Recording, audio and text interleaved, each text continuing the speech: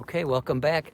Hey, I want to talk about just some kind of a variety of random care issues to be aware of when your loved one's in a nursing home. Hey, the first, that gets overlooked a lot, it's oral care. You know, there's so many other important issues that, they tend to overlook that, and it kind of drives me crazy because it's hard to check on, as an inspector. If your loved one can brush their own teeth, God bless them. That's a great benefit.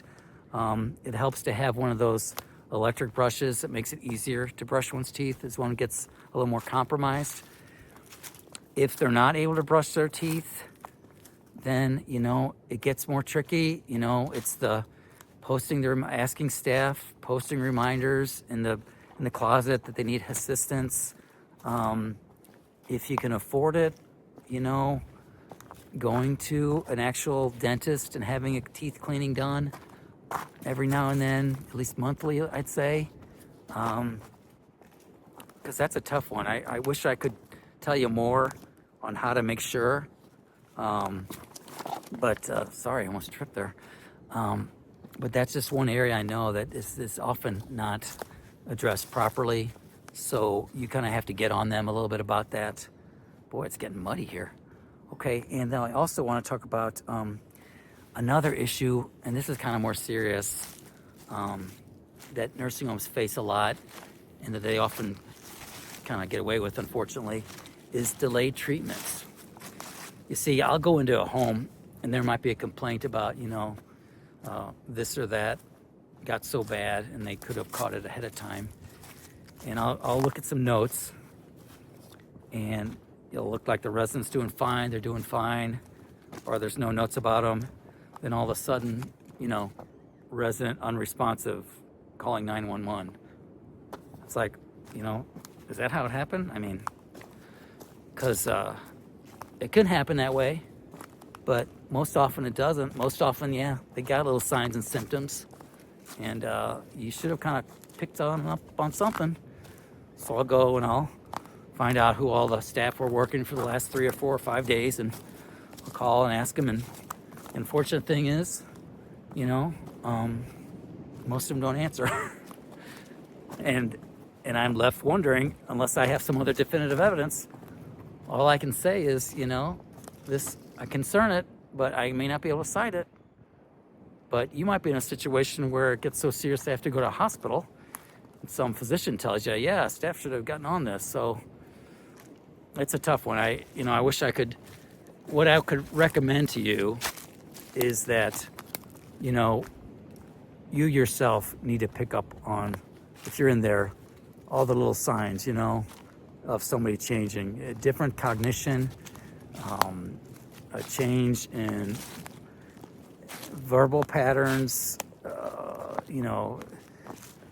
temperature. I mean, these are things that nursing home staff, but if you see them, make sure to report any kind of differences that you notice about your loved one. Obviously, any kind of indications of an infection or sickness, or stool, or because it could run the gamut and a lot of stuff, and they should be paying attention to those things.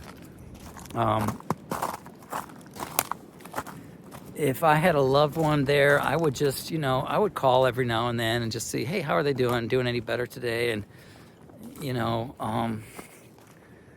if you can have somebody going in, and, the ideal would really be somebody can go in there and visit with them every day or every other day or every third day or as often as you can. The more often, the less likely is there's going to be a scenario where they're going to have a delayed treatment issue. I don't know.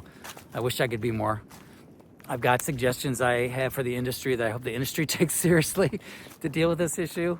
There's stuff that can be done, but in the absence of that, you have to kind of watch out for your own loved one and what's going on with them. And like I said, again, get that durable power of attorney for health, because you want to be able to check out their records too every now and then when you go in there, just to make sure within the last 24, 48, or 72 hours since you'd been there last, anything unusual go on that you don't know, because they won't always tell you every little thing, you know what I mean? I want to know it every time I visit my loved one. Hey, Can I take a quick glance at the nursing notes over the last, since I was here Wednesday? And hopefully they'll just pull up on a screen. You can take a quick peek at them. They don't necessarily have to do it right then, they can, but if you're developing, like I said, develop that healthy, good rapport so you guys aren't at loggerheads and they'll be more cooperative with you. Wow, seemed like something fell over there.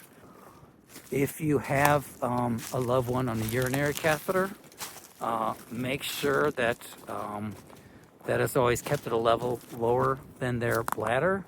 So if they're in bed, it should be like hanging off the side of the bed, lower than the top of the mattress. If they're in a wheelchair, it should be like underneath, but it should never be dragging. You want it in some kind of protective cloth or plastic pouch so that the actual bag itself is never dragging on the floor or getting infected. Generally with urinary catheters, they go in the hospital to get some sort of surgery or treatment. They put them in, and once they go in the nursing home, they should be getting those out unless they're medically necessary. So when they get back out of that hospital, try to make sure they're getting that catheter out, because the longer that catheter is in, the greater is the possibility of getting a urinary tract infection. So you don't want to have your loved one to deal with that.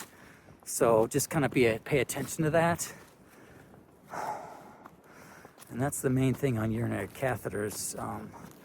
And the reason why they don't want them below they keep them below the bladder too. The same thing. You don't want the backflow. You don't want the waste from the bag to get back into the body. That'll cause the infection to get worse. Okay, and feeding tubes. Hopefully this won't be most people, but if you have a loved one and they have a feeding tube into their stomach, you want to make sure, especially if all of a sudden they're new at the building, that, do they already have somebody with a feeding tube there? So staff are they've been doing this for a little bit. They're comfortable. It's not like something they hadn't done for 2 or 3 years. And if it's new, they're new, you want them to go to this home. Okay, what are you gonna do to make sure all staff are capable of doing a proper feeding? Because it's not just the feeding, they're gonna go with the meds through that tube. They gotta place that tube, make sure that tube is in the right spot. There's a lot of things that can go wrong. So you wanna just ask the DON, hey, how do you make sure that everybody's gonna be how this tube is gonna be properly cared for, and that they are competent administering meds and giving nutrition through that tube. You wanna make sure that staff can do it. So you wanna hear about it. Tell me, are staff demonstrating? Are you teaching, and are they doing a return demonstration showing that they can do those things, I'd be wary, especially if they don't have other folks with a feeding tube in that facility. Be like, oh boy, because you don't see them as much. I mean, you see them maybe 1 or 2 in a building, and if they've been doing it, they're okay. But if they haven't done it in a while, if they're new to long-term care, the DON has to make sure staff are competent in doing that. All right, those are all sort of kind of a random group of care issues and care areas, but I didn't know how to classify them other than just to throw them in there. Hopefully that was helpful, especially regarding the oral care and the delayed treatment issue that affects everybody. So we'll see you on the next one. And if you liked it, go ahead and please give me a thumbs up. Share it with friends. And if you want to get more information, go to nursinghomerisk.com. That's nursinghomerisk.com. See you on the next one.